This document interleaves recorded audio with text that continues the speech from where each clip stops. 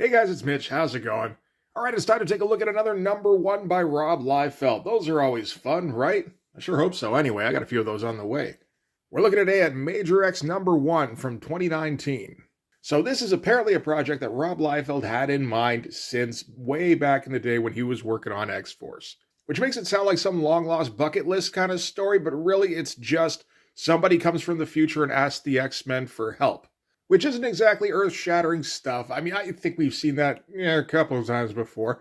But hey, if Rob thinks it's kind of a new idea or, one he has always wanted to get to even. Like, it doesn't have to be an original idea if it's just, I want to do my version of it. That's what my whole goddamn comic's about. Then that's fine, and hey, maybe he'll come at it with more enthusiasm than usual. Maybe he'll apply a bit more effort than he usually does. Well, if it was anybody other than Rob Liefeld, maybe. Unfortunately, this book is coming out in the era that we are having to dub the lazy years for Rob, which is the era from 2011 to present day.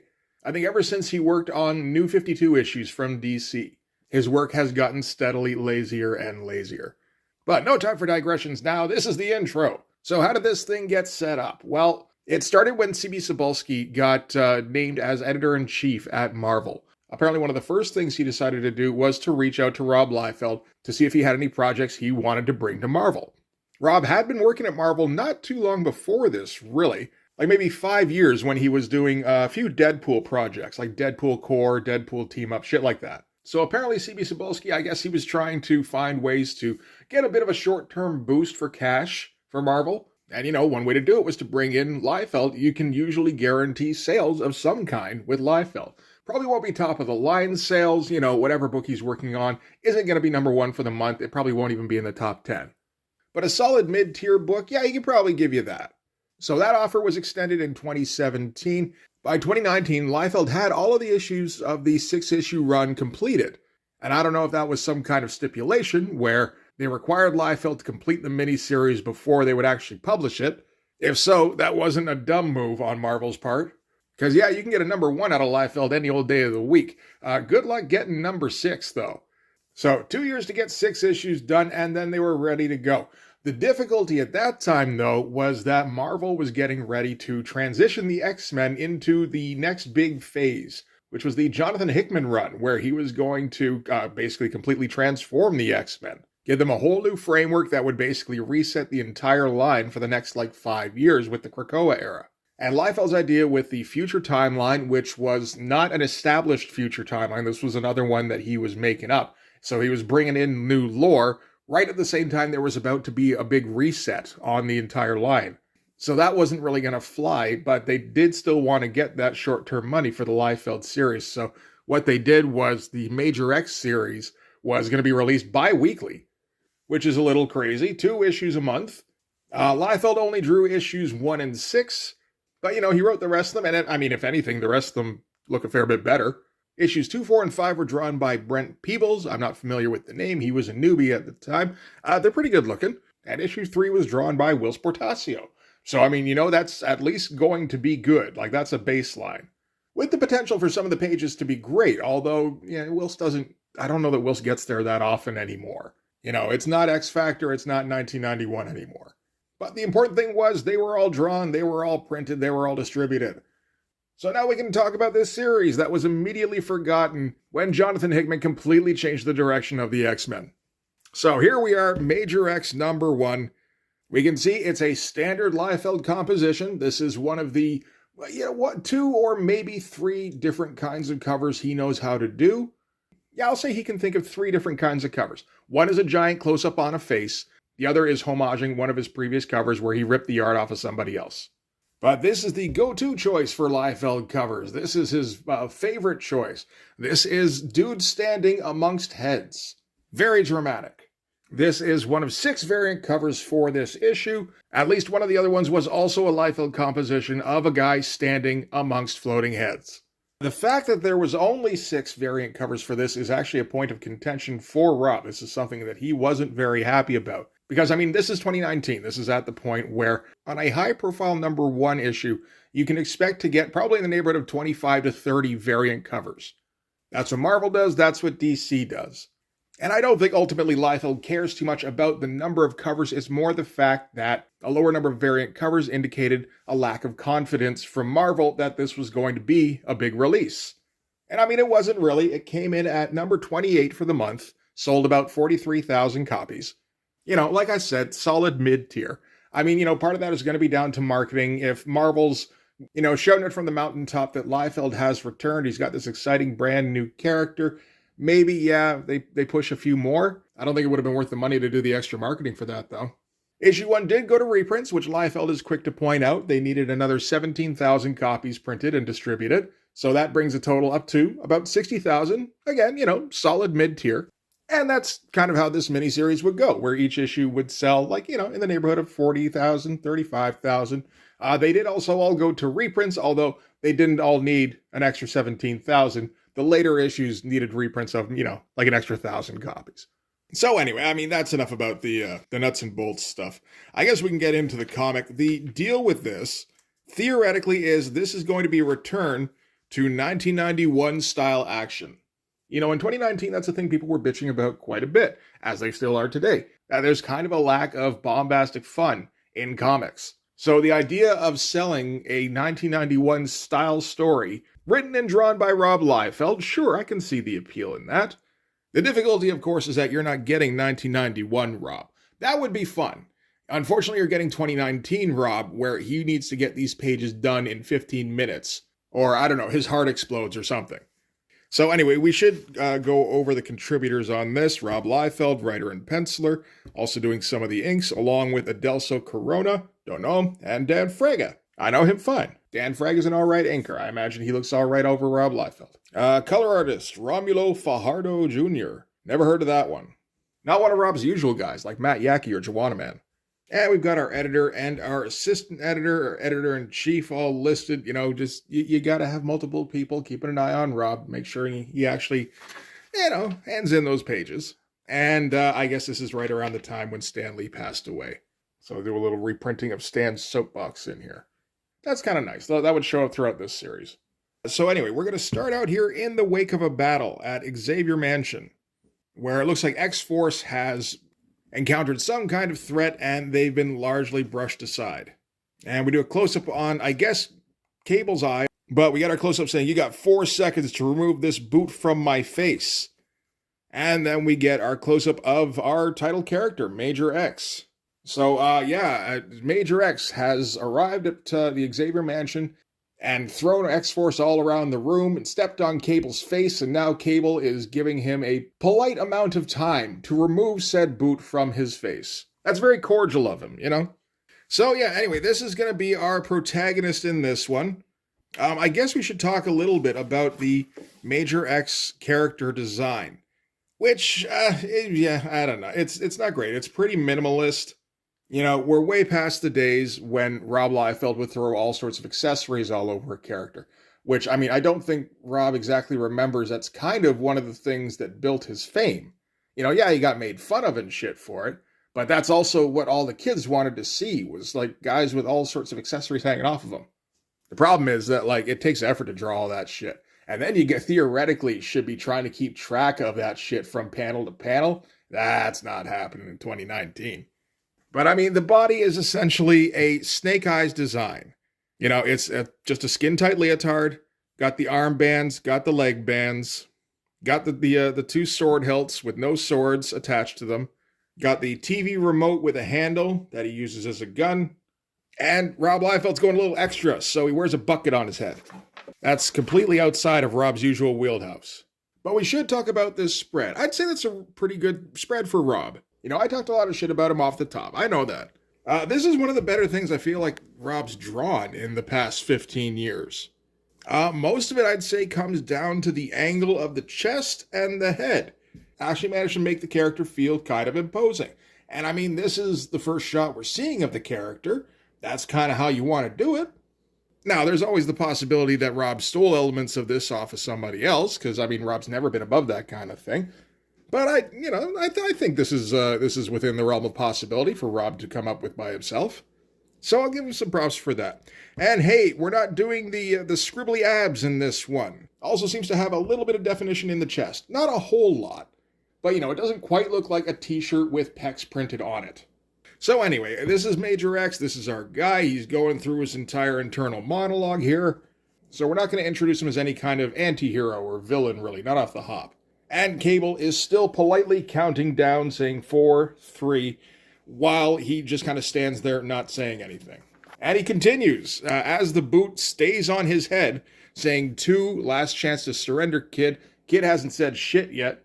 And then somebody who looks an awful lot like a gray version of the Beast pops in, says there's nobody else on the ground, so no X-Men, anything like that. And that draws his attention for a second, which gives Cable an opportunity to finally count down to 1 and punch. That was what the countdown was for. I suppose we shouldn't be surprised. And then we're just going to get some punching back and forth. Cable inquires if he's one of Strife's lackeys, whether he works for the MILF, the MLF, I mean. Major X says, Strife no longer threatens us where I come from. You, sir, are a legend, and it's an honor to engage you in this manner. And yeah, this is more along the lines of the quality of pages we're going to get. It's, like I said, it's pretty low effort. There's not a lot of thought put into this. You think about what he was doing on Cable and on X-Force, just like 10 years prior to this. He wasn't inking in that. That was upscaling pencils to inks. So that maybe accounts for some of the difference, but still, there was a whole lot more lines on those pages. So anyway, Kind of Beast leaps into the fray at that point. Kind of recognizes him as like, is that you, Hank? Why are you looking so different? We don't exactly get it confirmed 100% whether or not this is Hank McCoy. He is called McCoy, but it's spelled different. So I guess that'll probably get elaborated on further, unless Liefeld just forgets. McCoy and Major X keep saying we have to save our home. What's left of it?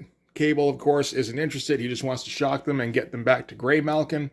But, of course, it's been a second since Major X was throwing a punch, so now's his chance to jump back in as the cavalry, where he cuts off Cable's hand.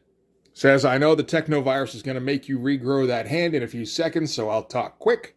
Again, word from the future, we need to save our timeline. Cable's still not interested. He's like, you can say all that shit when you're under, like, lock and key.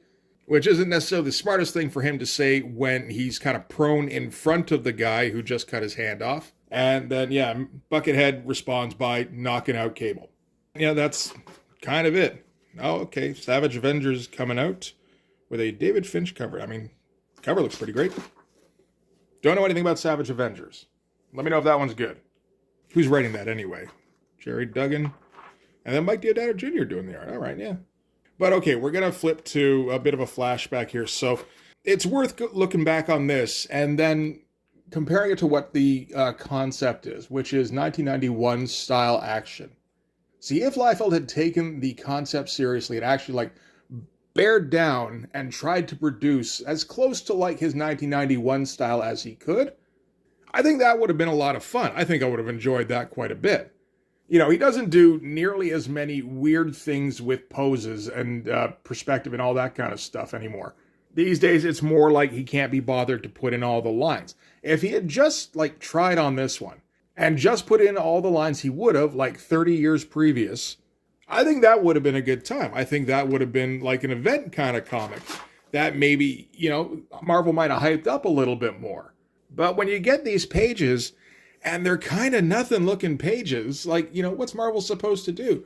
Oh, this is going to be just the greatest fucking non-stop action fight punch-up thing that you've seen since back in the day when we had good artists. And, if anybody takes that seriously, maybe they buy the book and they check it out and go, this is the 90s? It doesn't feel like it.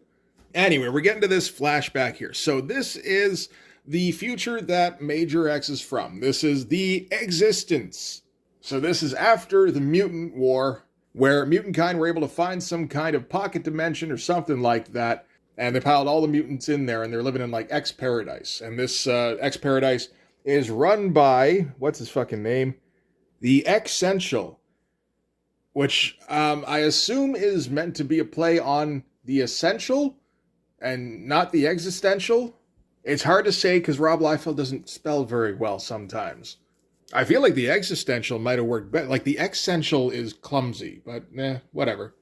So, yeah, the essential seems to be essentially the landscape. He's all the mountains and shit, and he's constantly growing and shifting and all that kind of stuff, and he maintains the land that they all live on. The existence concept itself raised a bit of an eyebrow for me, because Rob has claimed that this was an idea he had back in his X-Force days. The concept itself seems a little bit similar, like just, not too much, but it feels like there's echoes of the Supremacy, which was a concept that Alan Moore came up with for Supreme. It was like a meta concept. So like all the Supremes of all the different eras, all the different kinds of Supremes, they all went to this pocket dimension. And they put together kind of a paradise where all the Supremes could come to and live in harmony. There's some similarities there, and Rob has raved about the Supremacy idea. He thought that was absolutely genius. So, while it sounds good to be like, yeah, no, this is a concept I always wanted to get back to, I don't know how true that is, or if he just stapled the existence onto, the freedom fighter from the future idea, which is, it's basically Cable anyway. Anyway, none of which is, confirmable in any way. It's just interesting to note the similarities. So Major X is ripping around on his X bike. He's doing it for a few pages here while Rob kind of fills us in on what the existence is. It is all kind of vague because that's what Liefeld usually likes to do. He likes to come up with concepts. He doesn't like to come up with particulars. He likes to just kind of dance around the edges of an idea and talk in gritty euphemisms that fill up narration boxes. Anyway, he gets a call from, I guess, somebody back at whatever his HQ is, something like that.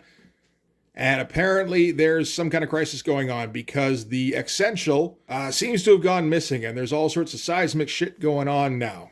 And at that point, Major X gets tackled by McCoy. Now, that's not a bad-looking pose there. Kind of standard issue, but that got pulled off okay.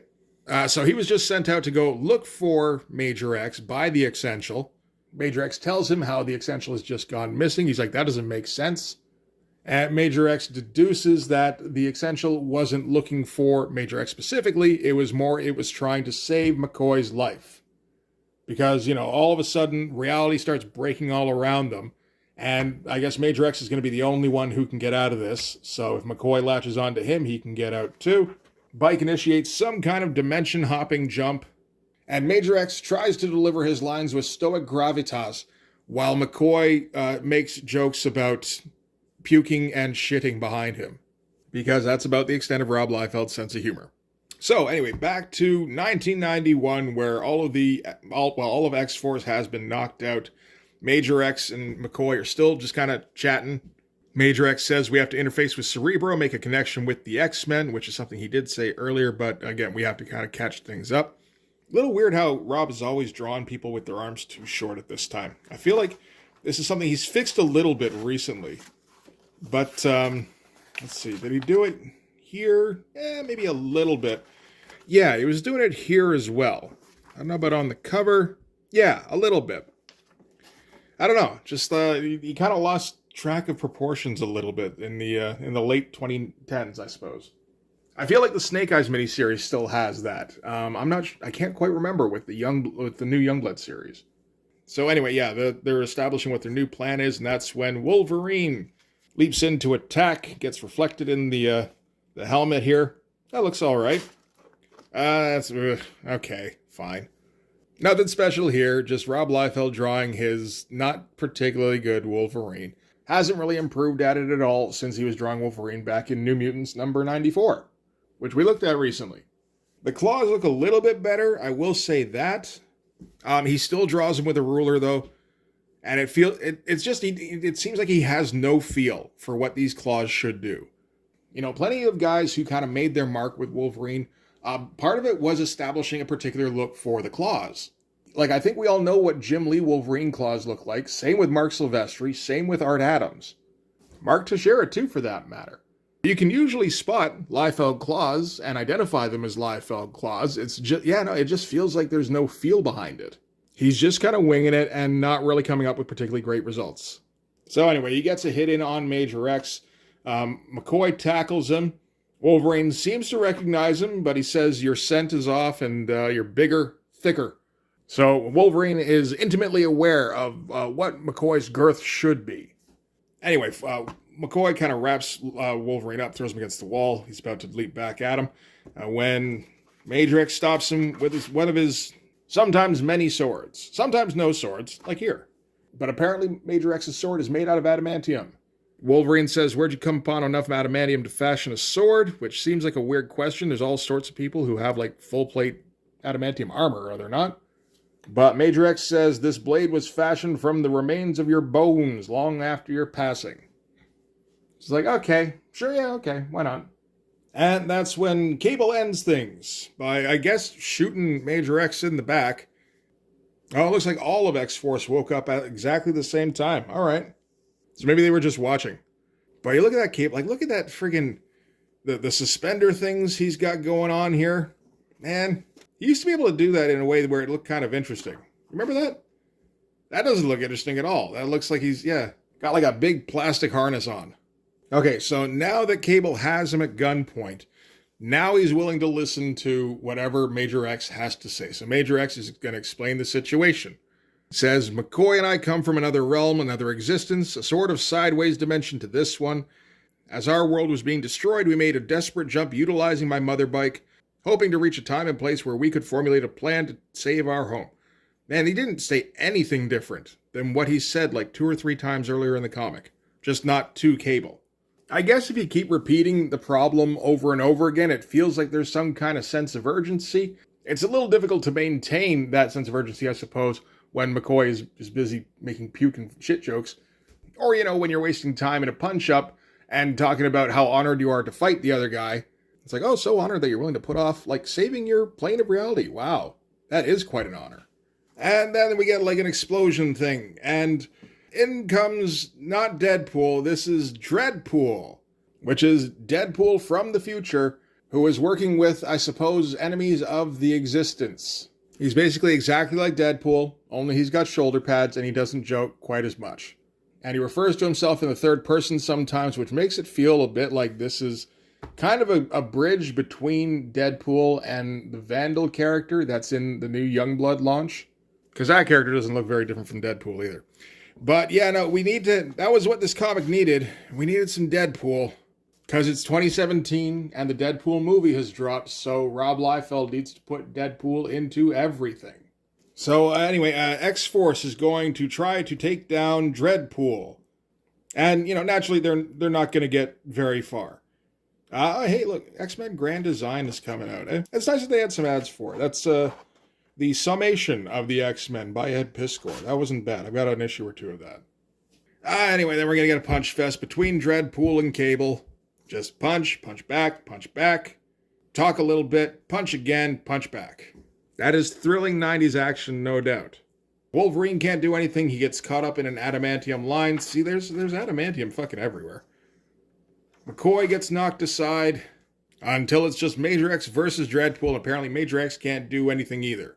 But then it doesn't matter, because that's when real Deadpool arrives. Apparently he found Major X's bike and took it for a spin and used it to, like, teleport around and shit. And, he's very gabby, he's very jokey, this is Liefeld trying to do the Motormouth Deadpool character. The problem is that, Liefeld keeps trying to come up with jokes, and Liefeld isn't funny. So, yeah, we're going to get Deadpool versus Dreadpool. Deadpool's like, I love what you've done with our look. Shoulder pads are an inspired choice. Dreadpool's like, you're the anomaly I was warned of. Dreadpool has no time for this. Yeah, see, there's him talking in the third person. That tripped me up there. Deadpool says, anomaly, I don't know how to spell that, much less say it. How dare you threaten me with your superior intellect? I thought we were going to be best friends. It's like marginally above the kind of jokes I would expect Rob Liefeld to be able to come up with. Having seen a couple of his Shrink comics, it's still not great, though. It does just get to the point where you want him to shut up. There's another shot of Major X with his 2 short arms. You know what? I feel like it's mostly him we've been seeing with these short arms. And since he's from the future, maybe this is a new form of evolution, where we're all going to develop T-Rex arms. Unless that's just a mutant thing. That would be a bit of a drag. Anyway, Major X is going to explain the existence for like the 4th time through, I think. Says the existence was created as a haven for mutants in the aftermath of the mutant wars. We barely escaped the devastation. We made a home together. Thousands of us found peace, harmony. We prospered. It was beautiful. In a matter of moments, the entire realm collapsed, shattered. They have the source of our survival. He was targeted and compromised. Oh, look at him getting all artsy here. Setting the figure and the silhouette of Cable here. That's like what real pencilers do almost. Anyway, he goes on, I'm here because I believe there is a way to save the existence. The Mother Bike sent us to this time, this place, because it knew I'd need the technology only you can provide in order to restore all that has been lost. It seems like you could have gone like 10, 15 years in the future and the technology would have been even better. Like 1991 versus, say, 2010 or 2019 even. You know, they didn't even have the internet in 1991. Anyway, I've been careful not to compromise the fabric of this timeline by revealing too much.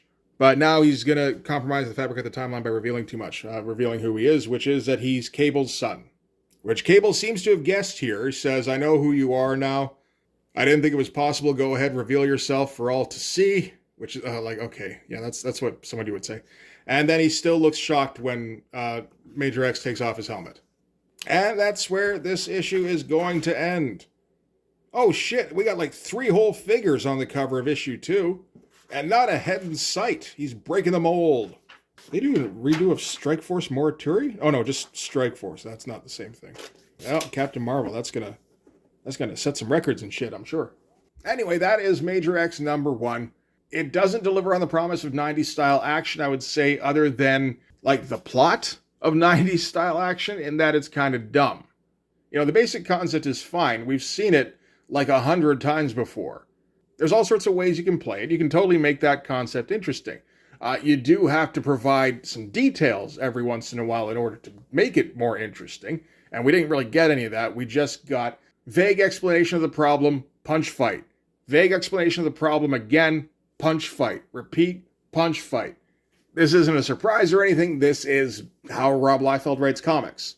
He knows how to draw 2 kinds of pages. He knows how to draw punch fight, and he knows how to draw people standing around looking stoic or something. Basically not expressing any emotions. So it really is just kind of standard issue Liefeld. Even when he says he has ideas, he's just lying. He doesn't actually have ideas. The character of Major X, I don't think returns after the miniseries here. So, you know, all this talk about bringing in a new element that the X-Men can return to, they haven't really bothered doing that in the past 6 or 7 years. You know, we did have to do like a year-long fashion show in the X-Men. That did take priority with the Hellfire Gala. So I'm sure they were chomping at the bit to get back to this. Anyway, I'm going to take a look at the other issues of Major X that I've got. I've got issue 3, which was the one by Will Portacio, as well as issue 6, which is the last issue of the miniseries by Rob Liefeld again. Maybe we'll find something interesting to go over. I kind of doubt it, but like if it gets a little crazy, I think another video might be in order in that case. But I'm not promising anything. It very likely it just ends in, you know, a punch fight. So fingers crossed, I guess, that there is something else to this thing. In the meantime, though, that is going to do it for this one. Thanks very much for watching, guys. Don't forget to hit like and hit subscribe if you haven't already. And don't forget to check out my Patreon. You can subscribe there. That'll give you access to everything I do. So all sorts of videos, all sorts of Blood Force comics. You can also follow me on Instagram and DM me there for commissions. But yeah, that'll do it. Thanks again for watching, guys. I'll see you in the next one. Bye-bye.